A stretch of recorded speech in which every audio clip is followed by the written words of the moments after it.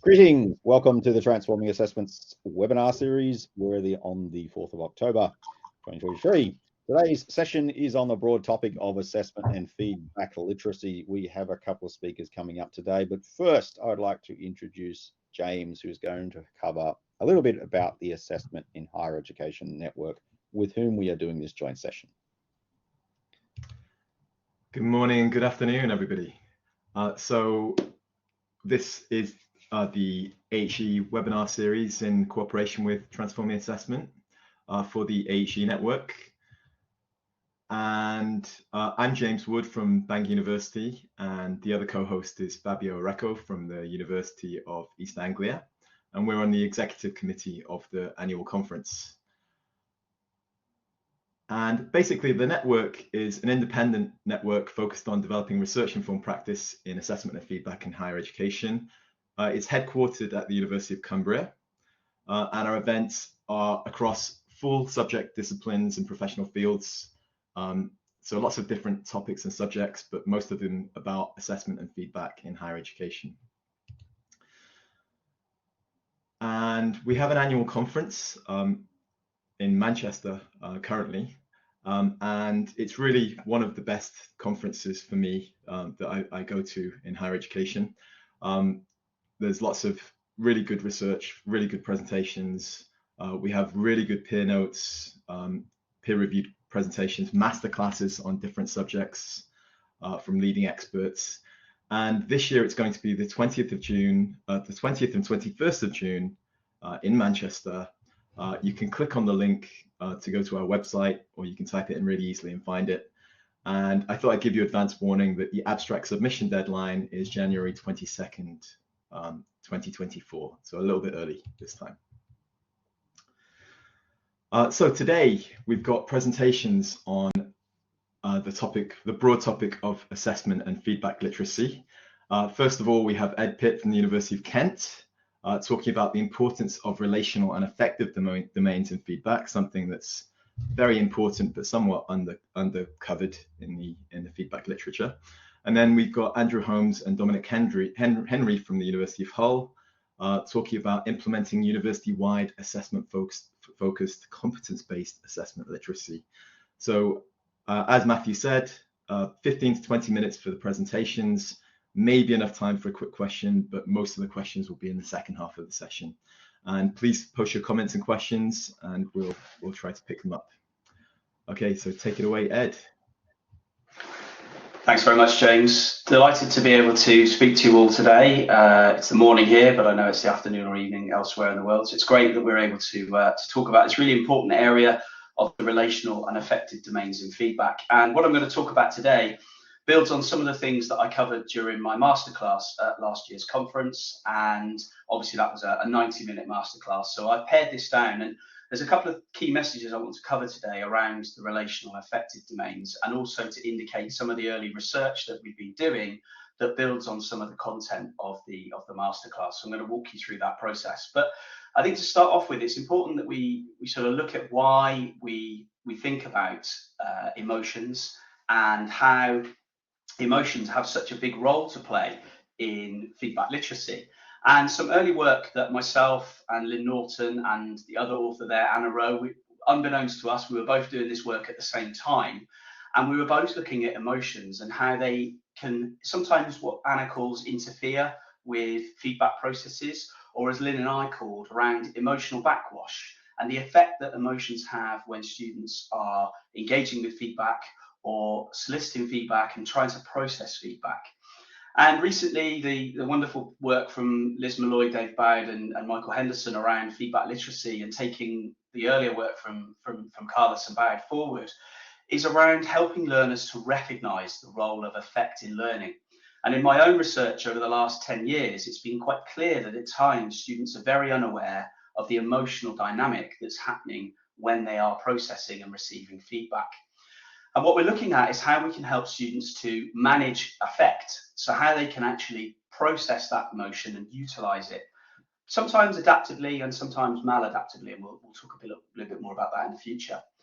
And so that can have a key direction for the improvements that are there within the feedback that's being given to the students. So how can we help students to utilize the feedback, but at the same time control the emotions that are necessarily happening? Because we have to understand that for anything that one invests time in and lots of effort, you're going to have an emotional attachment. So when perhaps things don't go so well, but equally perhaps when things go really, really well, how the emotional dynamic affects the way that we perceive the feedback that we receive as a result of those submissions.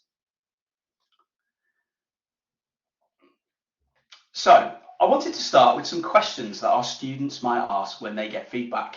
And this is built upon lots of research that I've done, but also I've drawn in some other literature with some psychological theories around the sort of things that students might ask that have a relationship with the way that they perceive the feedback giver, but also their emotional dynamic that's quite evolving and as I've said in my own research, at times rather ephemeral.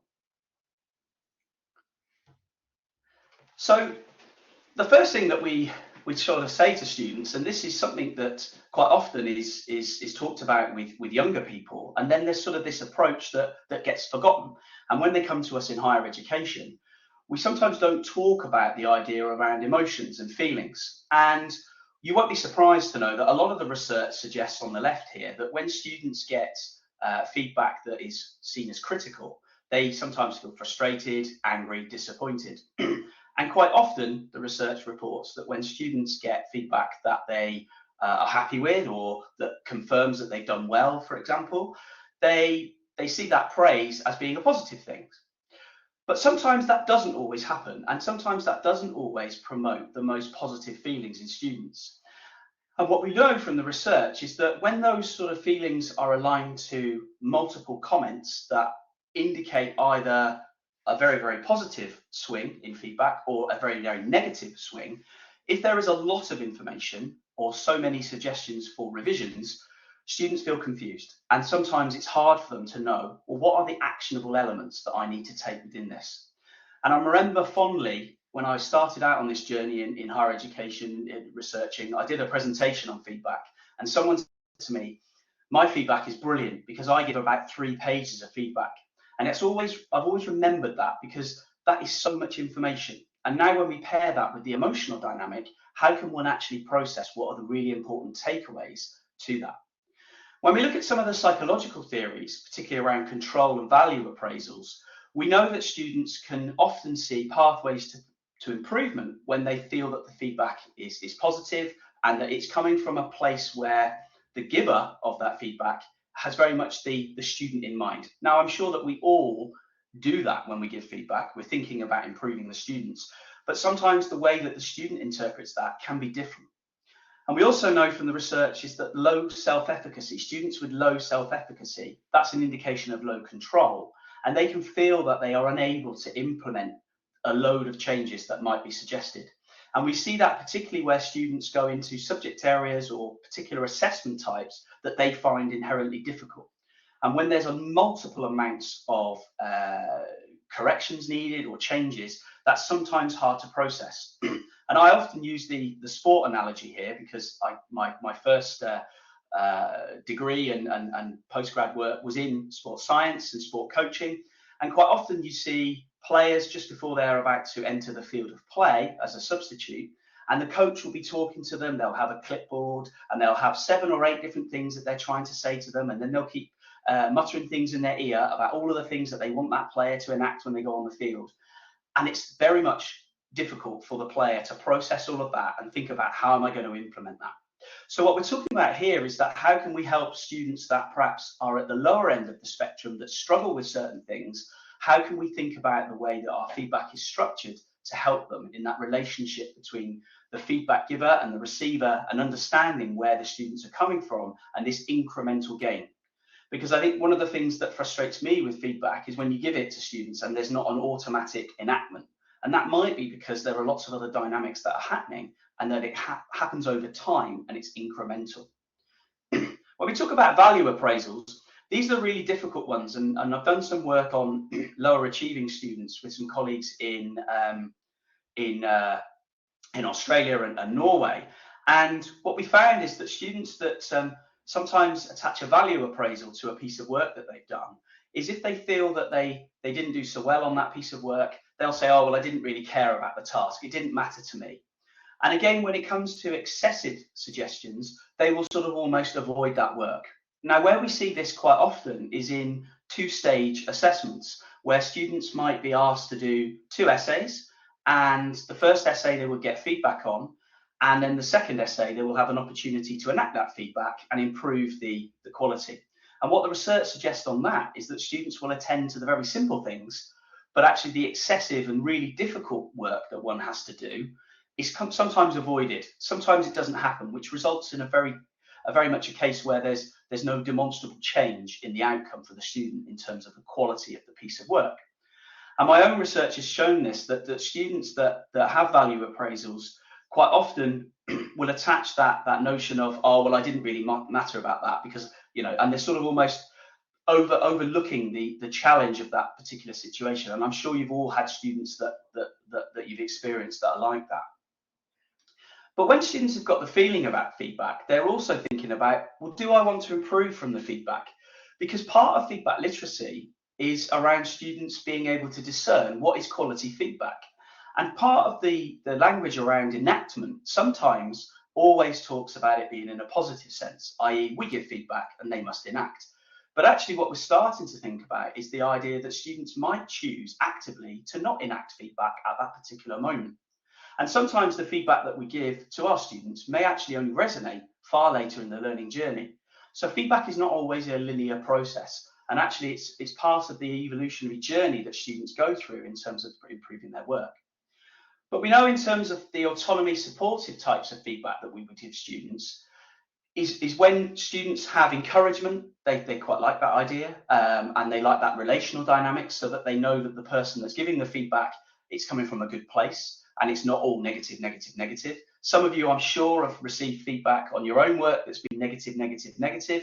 Part of the reason why I do this as a career now is because I had really bad experiences when I was in my formative years about feedback and lack of encouragement and the teaching style that academics utilize. And I thought, well, I want to do something about that.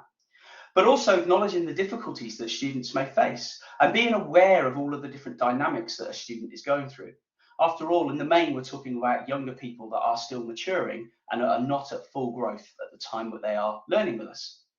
But also about talking about explanations for why improvement is needed.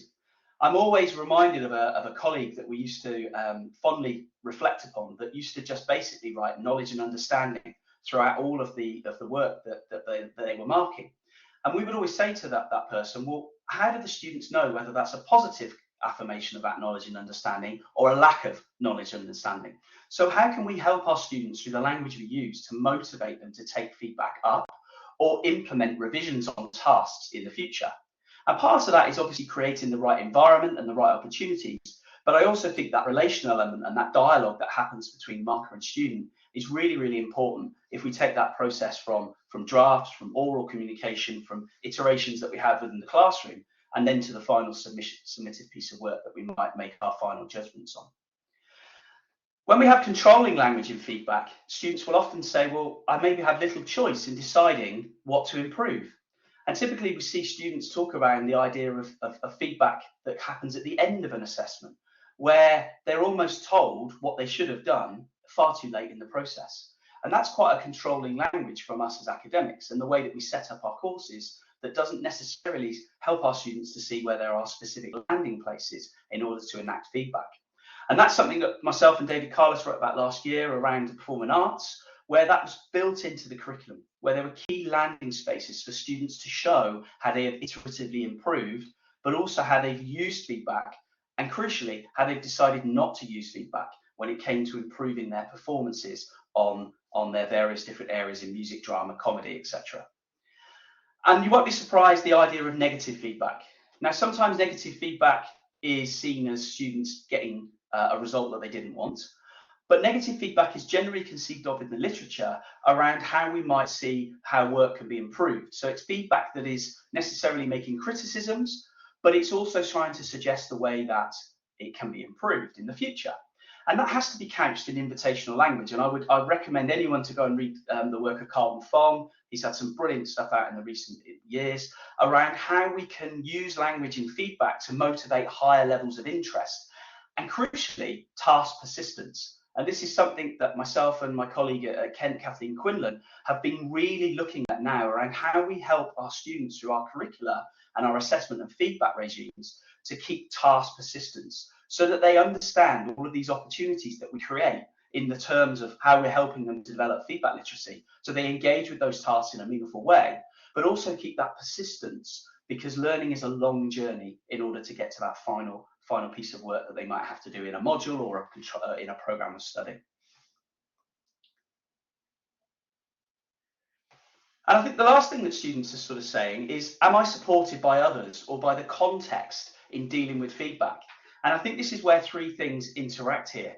You've got the characteristics of the educator about how they portray themselves, how they are, in a sense, creating those relational dynamics with students, but creating the opportunities and the context in which the learning takes place.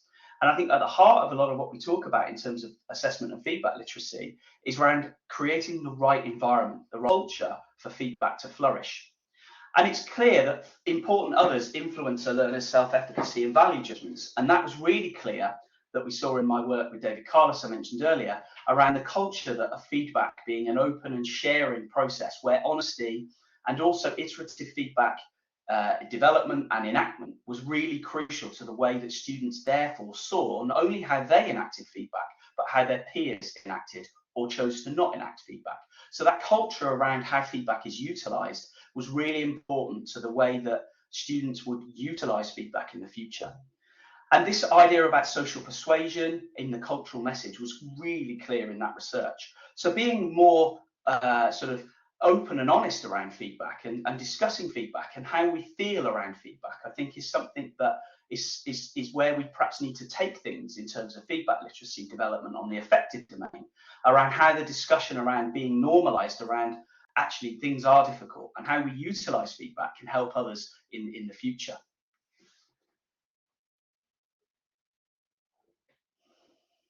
So myself and Naomi Winston recently did a special issue on teacher feedback literacy that was in a journal that you'll all be familiar, which is Assessment and Evaluation in Higher Education. And we talked about and built upon her earlier work with David Carlos around how we can create environments for students to be able to develop their own feedback literacy. And it's really important that our curricula, in the design sense, talks about the purpose of feedback and builds those capacities for evaluative judgment. But crucially here, it's around changing the dynamic from us being the ones that are always giving the feedback and students, taking it on board and doing it, but making sure that students realize the responsibility element in implementing feedback information, but also taking that further around responsibility for seeking out feedback and being able to solicit that from multiple sources, but not just the teacher. And we know that students can interact with their peers, they've got other people outside of the environment, but also in terms of the sources that they might interact with for the curriculum material. And we know that the relational dynamic, as I mentioned, is really, really important around the emotional sensitivity, around the power that our words have, not only in the written form, but increasingly the interaction that we have with our students. My own university is going through a process where we're trying to interact with our students a lot more, and I'm sure many of you on the call today are doing the same. And how those words that we deliver to our students in the oral sense, in the interactions that we have within the teaching space, how that can be emotionally sensitive. But how we can build upon that empathetic element within the feedback process, but also probably the sympathetic element. And I'm going to talk about that a little bit more in a minute. But building that trust with students so that they feel that we have their best interests at heart, but also that there's a working dialogue and a dynamic here. And we have to think about how the pragmatic sense of feedback around the tensions around the functions that feedback are serving, and sort of decoupling the idea of mark judgments with the feedback that exists, but also around things like turnaround times and how feedback is perhaps only seen by students as coming at the end of a written piece of work or a substantive piece of work at the end of a module or a period of study, where that actually we want to see students thinking about feedback being all around them within the learning fabric that we create in our curriculum. And we know that workload is so time invested and it's really difficult for us, but maybe thinking about the way that feedback exists in a different manner so that we aren't always having to do all of the work. So I want to sketch out and highlight a couple of great papers in that literature that we produced in the special issue around the work of Rochelle Esterhazy, Christine, etc., that I'm sure some of you are familiar around. And this is around the doing, being, and becoming and belonging. I think part of the feedback literacy and unlocking this for students is for us as practitioners to really understand how we act as practitioners and what we do in terms of the way that we can actually facilitate students developing their feedback literacy, because this doesn't happen by chance. And I think we need to really highlight the role that academics play in the design, and actually the curricula being the vehicle for the way that this is actualized in the way that students develop.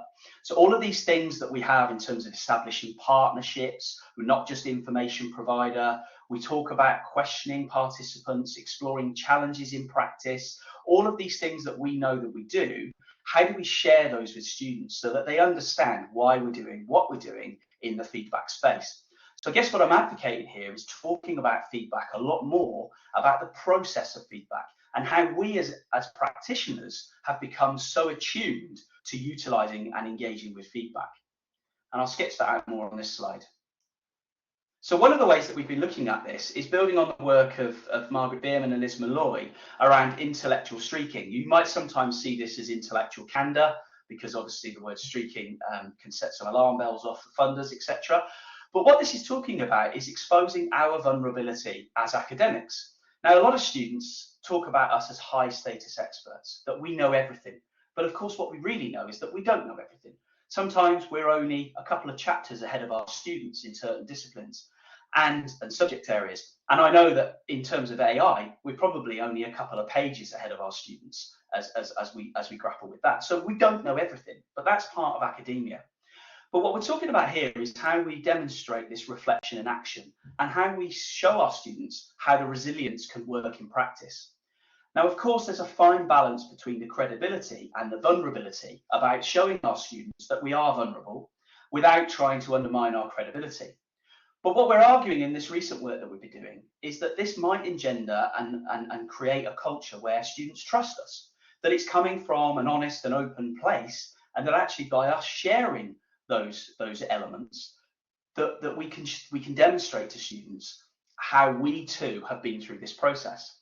And some of the ways that we do that is by demonstrating to our students how we have enacted feedback, perhaps through written work that we've submitted for publication.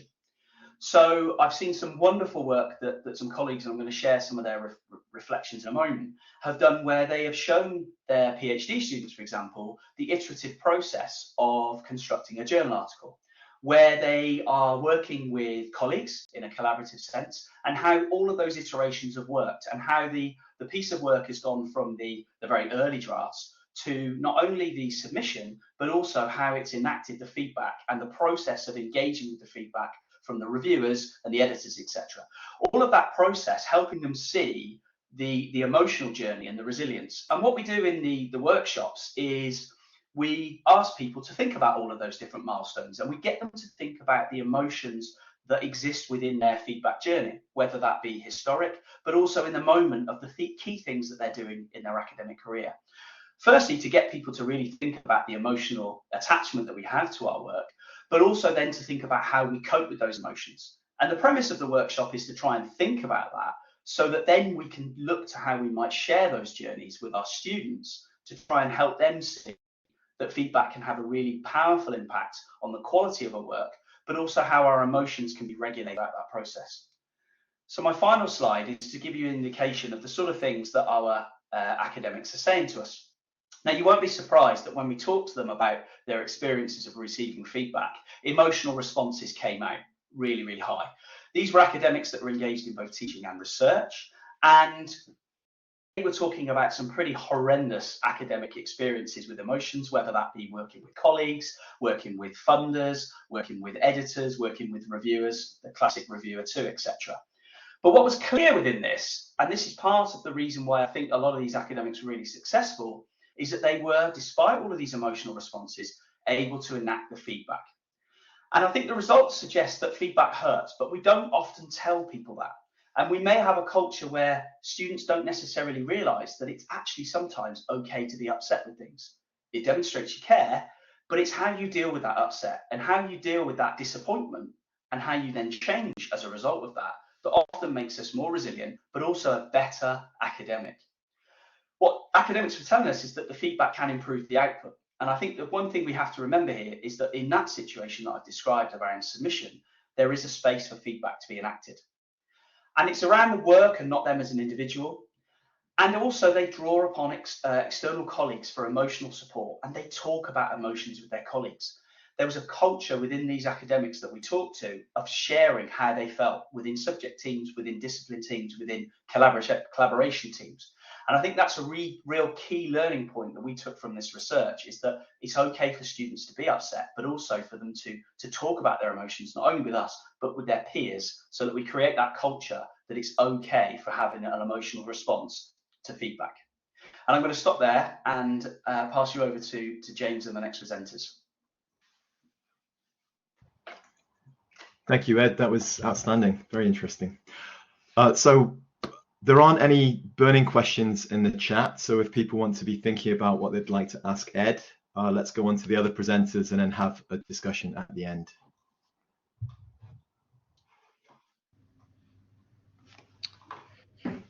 Hi, everyone. I'm Dom Henry, and I'm joined by Andrew Holmes, if you'd like to say hello as well. Hello, everyone. Hi. We're from the University of Hull. We're fundamentally sort of disciplinary lecturers based within biology and education, but we've been tasked by our institution to look at assessment in the wake of our shift towards a competency-based education system. Here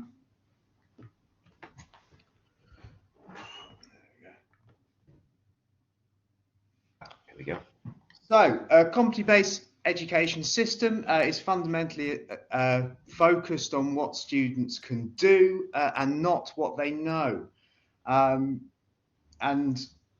this has caused a sort of, so obviously represents quite a big shift in sort of the education system, something that's been brewing for a very long time, and is a sort of formalisation of a lot of the theory around constructive alignment. And a really interesting example of that has just been presented by Ed in his talk about the idea of, if we want students to develop feedback literacy, if we want them to develop professionalism around how they respond and enact feedback, then that fundamentally needs to be part of the course, part of the instructional design of the course. But one of the key issues that that sort of followed on from the wake of an adoption of a competency-based education system at the University of Hull is academics not really knowing, how do we assess competency? How do we assess what students can do and not what they know? I saw some points around exams within the chat and sort of the placement of exams and final exams and when students get their feedback. And that's often one of the sort of the key targets with this is looking at, can we make assessment authentic and relevant, and which doesn't necessarily mean getting rid of exams, but that's the sort of one of the challenges that we've been looking at. And what we're finding is some programs are coming in with these competencies and not knowing how to assess them anymore, and that means that actually some programs have been sort of pushed further away from a constructive alignment because they're not sure how to assess the things that their program is supposed to be developing. And so another sort of key barrier to these kinds of changes, for anyone who's been involved in any kind of institution-wide initiative or trying to get a broad swathe of academics to reflect and adopt new practice, is finding this balance between institutional lines and disciplinary identity. I always say when I'm working on these kinds of things that the academics are fantastic problem solvers. If you give them a problem, that they will often find a solution. But if you give them solutions, then they'll only give you problems. So we've been very aware throughout this whole process that what we're trying to do is to help disciplines develop their own signature pedagogy, where they are developing the solutions through discussion and space for and support from us. A final barrier to sort of this adoption of a competency-based education system, and is inherent within in many education systems, is this idea of the hidden curriculum, and that the expectations of different stakeholders, students and staff, are often not articulated very clearly, and they're often not necessarily the same thing. So students can have expectations about what studying at university is going to be like that differ from reality. And staff can often have expectations about what students will do or what students are, that again don't align with the student expectations. So what we've been doing for the last year is we've been trying to develop a series of workshops, a code of practice that helps staff and disciplines move into a better constructive alignment of their programs, and moving towards this idea that we teach what we assess and we assess what we teach. And I'll use teach in the broadest term possible there. So we include the things that we teach directly, but also indirect education experiences that come through instructional design and all of those kinds of things. So we've developed a series of workshops that are based around generating discussion within subject groups and giving subject groups the time to sit down and actually work through what they want to achieve. And we've adopted a sort of a theory of change model, where we start by asking teams what their longest term goal is. What is the actual point or purpose of their program? And then moving through this process over a period of time where we take sort of shorter and shorter term goals and work out how to achieve them. And we've termed this the why good practice framework. So the first workshop that we've been running is the one that we're sort of going to talk about the most for the rest of this talk. But very briefly, the framework has 3 stages, the first 2 of which are up here. And the first one is this overall opportunity for the program team to discuss the assessment strategy. So they start off by discussing what's the point of assessment, what do they hope to achieve through all of the effort that they put into assessment. And this is a big thing. A huge amount of our effort goes into creating, setting, marking, providing feedback, and often program teams haven't had the opportunity to really discuss what they want to achieve through all of this effort. And it's also a huge amount of effort for students. It's one of the primary drivers of poor mental health and distress is engagement or being overwhelmed by assessment or disappointment with grades. So it's really, really important that program teams have an opportunity to discuss and agree what they actually want to achieve through their assessment strategy. And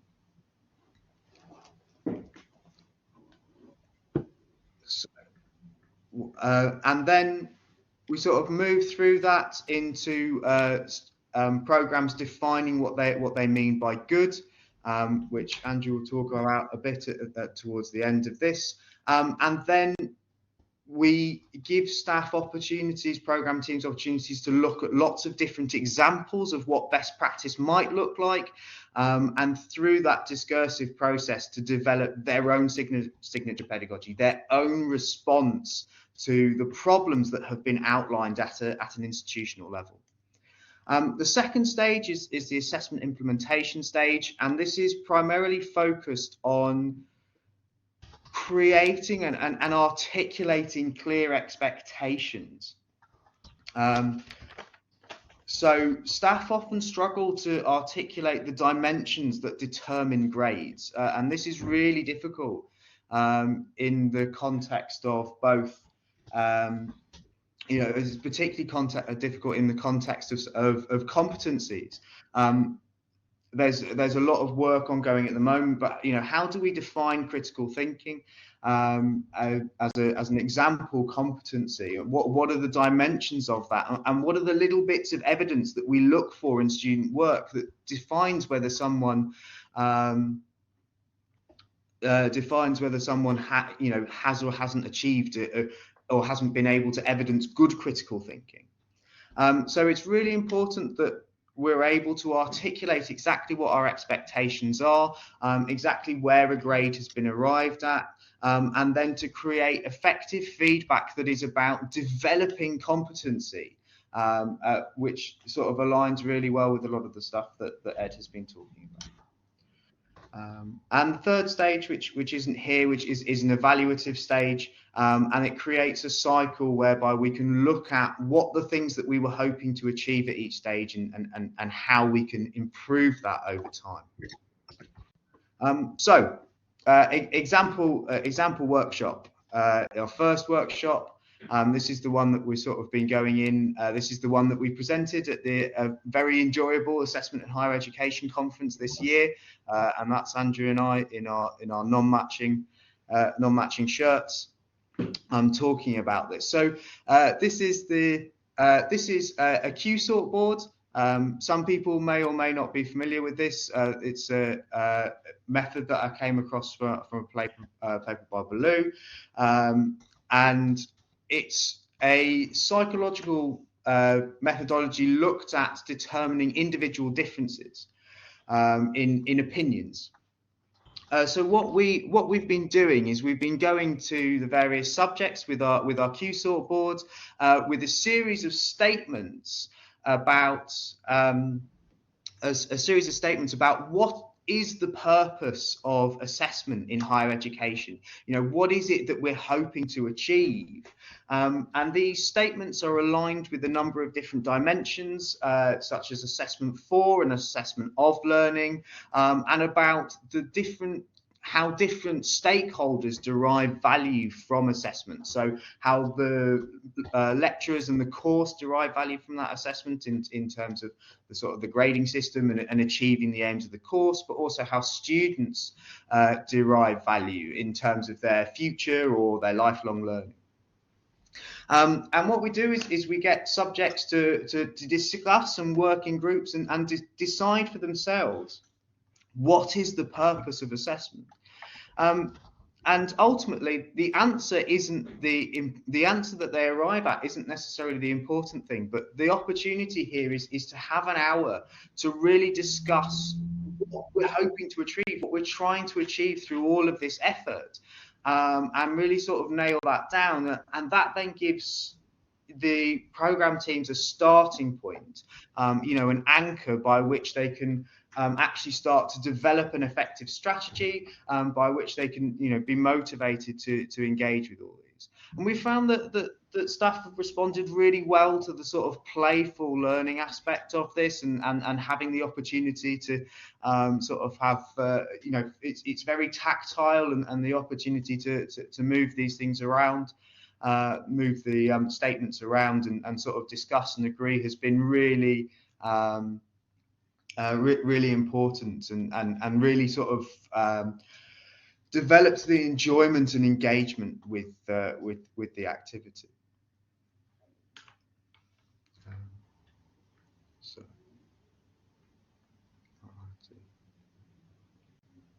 So in terms, we've run this with a few different subjects, and I think Andrew is going to talk us through some of the data that we've received.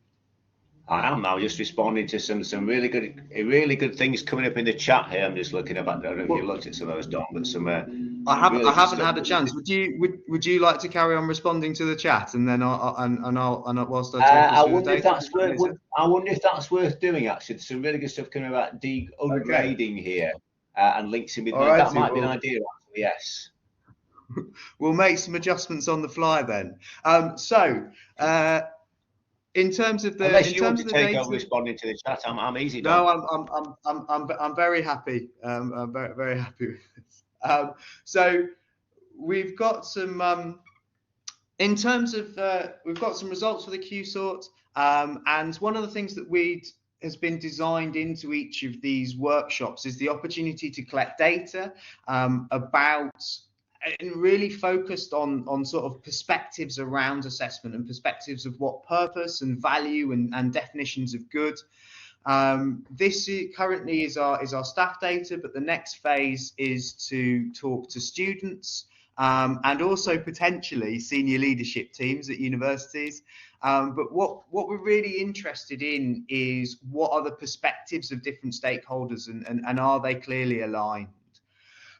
So some things that have been really interesting from these consistently, programs have sort of identified this that assessment is where students have a really key, important opportunity to develop and evidence the program competencies, and we've got this really nice sort of consistently those are coming up as being some of the most important purposes of assessment, which is really good that these subjects are sort of thinking about it. Sort of suggests that the competency-based model is really getting subjects to think about assessment from a constructive alignment perspective, so that the things that we want students to develop are the things that we are assessing. That's what our assessments are designed for.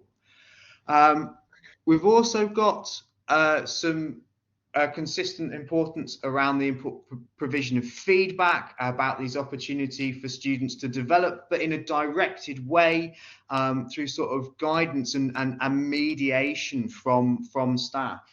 And I suppose that sort of that point about staff not necessarily being expert in their field is very relevant, but I think as a lot of us would have a lot of experience in terms of providing feedback and guiding students, and I think it's something that lecturers are often in a good position to do, to provide that kind of guidance.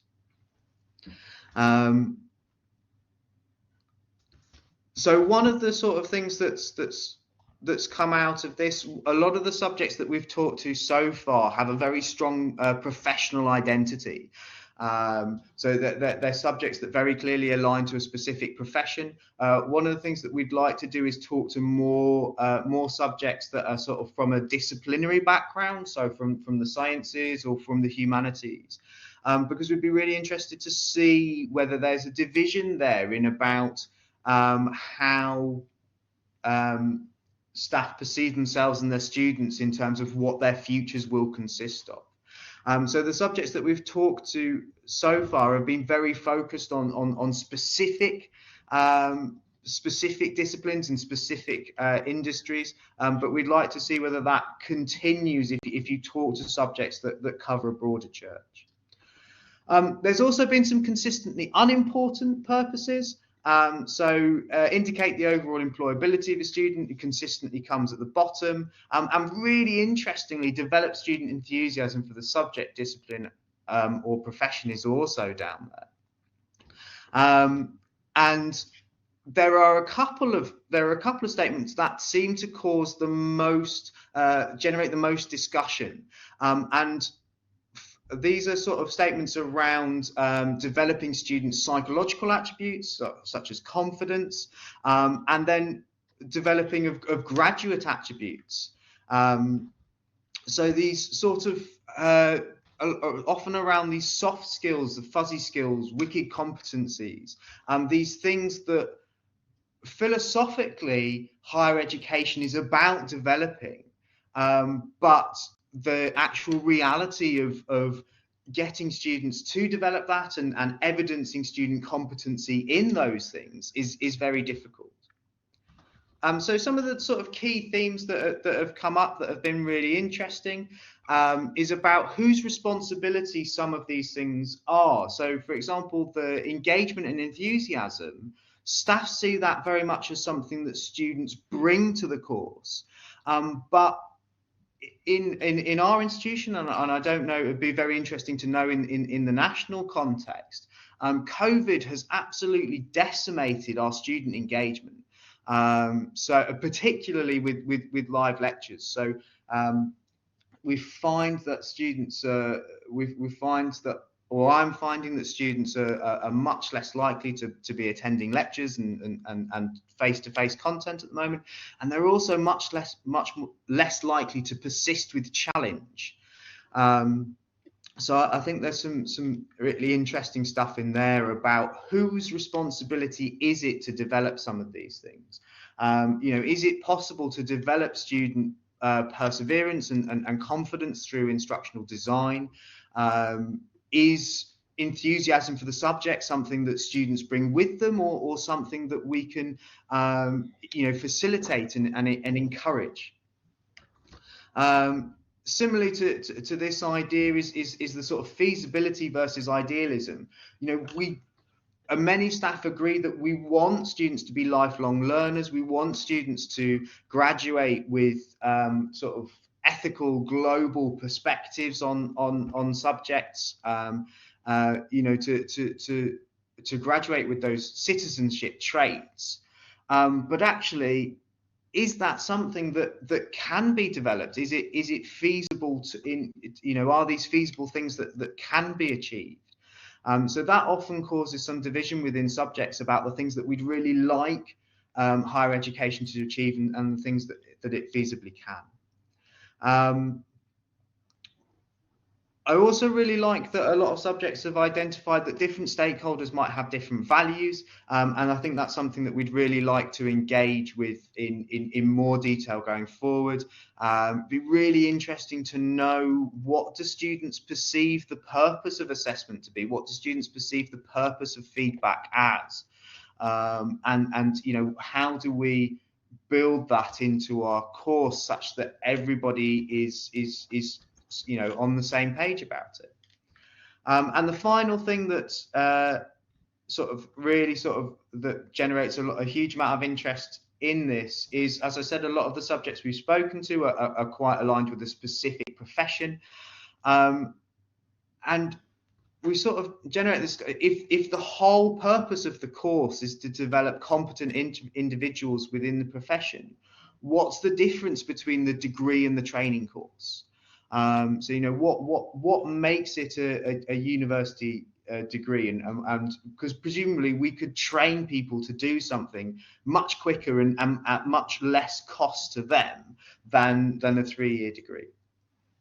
So just interjecting there, Dom, we've particularly noticed this with subjects such as nursing, where in the UK being a nurse has moved over sort of 15 years ago from being a vocational course to a graduate course, and we've had some staff saying, well, yes, we have some nurses who are really great practitioners, but they're not brilliant academically, and vice versa, some who are very good academically but not actually brilliant nurses. Yeah. And I think that's really interesting, because that suggests a constructive disalignment there, because realistically we'd want the marking criteria in the assessment to reward the things that we want the students to develop. So if and not necessarily, we don't want the marking criteria to develop their academics if that's not what the purpose of it is. Yeah. So I think there's some really interesting stuff there about who derives that value and how that value is derived, and I personally think that there is value to attending university, to achieving a degree is an achievement in and of itself, and it should develop confidence irrespective of how it sets you up for the future. But we shouldn't use that as an excuse to not engage with the opportunity that we do have to develop the student's future. I think we're sort of a bit short of time, but we've got some of the examples here about the kinds of from the next workshop about how people define what good looks like. Yeah, that's a very good point, Barbara. That you know that is very much, even if it's not completed, it's that opportunity, that experience can still derive value. Yeah. I think we'll just picking on some of the points in the chat here, Don, there's been a little bit of a side discussion about scalability, and sometimes that we can have really good assessment ideas that actually aren't scalable for large classrooms, and that comes up here linking up with the word feasible, I think, very much. Yeah, absolutely. So, and I think that's what one of the things here is whereby engaging staff in this discussion, in this opportunity to define good, one of the key things that comes out is that it needs to be achievable for staff. You know, a good assessment strategy is one that staff can do whilst also having career development and an effective work-life balance. And you know, that's why these workshops are you know, that's why these are opportunities for staff to, you know, tell us what the solutions to the problems are, as opposed to telling them what the solutions might be, because your approach will be very different for 800 students to what it might be for a cohort of 20. So I think that's all the things that I'm going to talk about for today. But if you want, if you would like the opportunity to tell us what you guys think the point of assessment is, then get in contact, and we'd be very happy to try and run some of our workshops for you guys. Yeah, we've got a really good the Q-sort exercise is really good with as a tactile thing that people actually can sit around a table or tables and just have a go, and it really stimulates discussion. One of the real kind of, I suppose, eye-opening things for me has been a way that staff have approached it from a kind of what do we actually do compared with what would we like to do and what's feasible. And there is often a very tension mismatch between what staff would like to do with assessment and how they'd love to assess their students, but what is actually feasible and doable in a real world situation. Yeah, absolutely. And I think this is a really good point about time, so we've better move to questions, haven't we, I think? Yeah, well, there's a point there from John about, do we really want to mark 100 3,000 word essays? And for me, the question is then, you know, is what we need the students to, do we need the students to write 3,000 words in order to evidence the competency? Can they evidence the competency in 500 words? And that doesn't necessarily require less work for students. You know, it can be more work. You know, you've still got to read broadly around the subject and condense it into particular points. So thinking about what do we actually need to do in order to assess the competency, in what's the, you know, what is the unit within which a student can evidence that they can do the thing that they need to be able to do, or that we want them to be able to do, or that we've tried to develop or engender in them. Okay, well, thank you very much, guys. That was really interesting. So we've got about 5 minutes before people probably have to get into other meetings. So does anybody have any questions they'd like to ask? There was an earlier question from Lillian, which was for Ed. I've observed that academics wishing that students weren't only concerned with learning for the exam.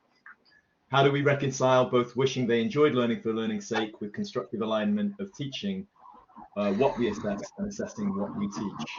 And I think that was a question for Ed, but I think it also goes into the second presentation as well.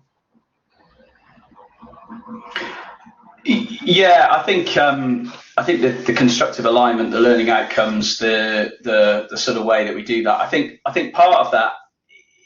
I mean, we've been working on something recently around learning outcomes, and I think what we need to remember with learning outcomes is that a lot of the way that that's worded and the way that's structured is based upon stuff that came out 70 years ago. So one of the things that we've been trying to do with learning outcomes, for example, is update that into language that students can readily understand, so that they can make the connection between course level outcomes or program outcomes, module level outcomes, but also how that then works within the teaching activities and the assessment. and trying to have a conversation around that. And I know there is in the chat some people are talking about co-creation as well around marking schemes and how that interacts. I think involving students in this process a great deal more, so that they feel that they've got some agency in their learning, and so that they can sort of see the end result. You know, it's a bit like having kids, isn't it? When you tell them to do something, they don't necessarily realize the why you're telling them to do things, because you know the end goal, right?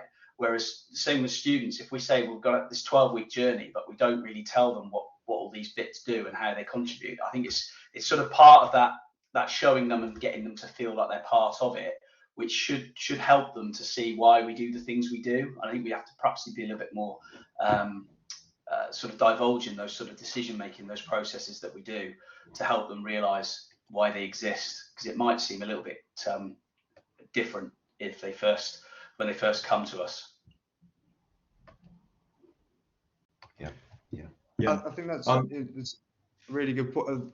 A lot of the literature around sort of effective assessment briefing, you know, it encourages academics to make a lot of those points clear. You know, explain to the students why that assessment has been chosen. You know, how does it relate to the learning outcomes that the students, you know, what value are the students going to derive from engaging with that assessment, and therefore that feedback for their future. So, you know, sometimes it's really obvious because it's, you know, it's authentic and it's very clearly aligned to a specific industry. My favorite example of this is from a sort of student that we were talking to, who was doing some work on the impact of social media on young adults, and in doing that, it completely changed the way that they engaged with social media. And I think that's sort of a thing that we don't necessarily sort of encourage students to reflect on is for themselves. What is the point of assessment? What value are they deriving from it? You know, why are they here? Why do they care? What are they hoping to achieve? So I think having those discussions is a really valuable thing for that. And I think the other thing that came up in the chat was this kind of narrative about how we ensure that students are really wanting to learn and not just there for the grade. And that took us into a discussion about ungrading and formative assessment and things like that.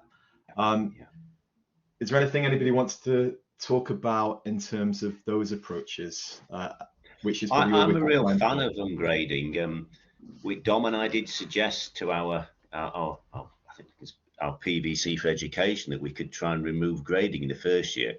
I've had many students say to me, "Oh, what's the point of the grades don't count, or it don't count in the first year, so maybe not putting too much effort in." So if we could focus all of the first year on just giving really good developmental formative feedback, it would really help students. But I think any institution, certainly in the UK, that would decide not to award grades in the first year will be so kind of out of line, out of step with the sector, they'd be scared to do it. But if every institution or 10 or 15 institutions decide to do it at the same time, I think it could be done. Yeah, QA was another thing that came up in the chat and how we get that. But it's 9 o'clock, so I'm aware that colleagues might need to go, but I'm afraid I need to go and deliver a lecture, so I'm going to say thank you very much for inviting us, but I need to go and get set up. So thank you very much. Thanks, Dom. I can stay on for a while, so if anybody's got any further questions. No, we're not. That's Mathew, can you stay on? Or do you Yeah, look, I'm welcoming people to stay on, but we're just going to formally close the session to say thank you very much for coming, folks. Thank you to Ed, Andrew, James, and Dom. Been a great session. Just want to let people know that the next session for Transforming Assessment is on the 1st of November, and we'll be looking at a topic called Courageous Conversations Addressing Integrity Issues with Humanity. That's actually by our current colleague, Kane Murdoch at Macquarie University. That's quite a different approach to handling academic integrity cases. So thanks very much. As I said, people are welcome to stick around. I will keep it going. We'll keep the recording going if you'd like to stick around and ask more questions. Thanks, Mathew. Ed, if you're still around, did you want to speak to that last point? I have actually got to go, James. I've got another meeting now, but I'm happy if people want to email carry that on online outside of this. No problem. Okay, great. Thank you very much, Ed and Andrew and Dom. That was really excellent and very stimulating session. Excellent discussions as well. Yeah, thank you. I wonder if there's do we have a forum to be able to continue the discussions at all? In short, not really. Not as much. Yeah. Not on the website. I think it would be sticking on now if well, we're down to 14 attendees, so yeah. I'm just wondering if there's scope for doing that in the future and having a kind of a discussion board somewhere that people can keep on posting things to. Yeah, there are things like LT chat on Twitter, so you could raise ungrading as a topic that you'd like to discuss, and then everyone. I don't actually do Twitter. I used to, but I got so hooked into online spats with right wingers that I just gave up. It was just annoying me. Yeah, I try to stay apolitical and keep it to the academic stuff on Twitter. I know it's very difficult to do that though. Yeah. Okay. Well, it seems like most people are leaving. Let's wrap it up, James. I think, given we're down to 11, so I am going to shut the recording off. Thank you for the invite, Matthew. Really enjoyed that. Some very really well. Questions. It was a brilliant session. Thanks you very much. Okay, recording stopping. Thanks, guys.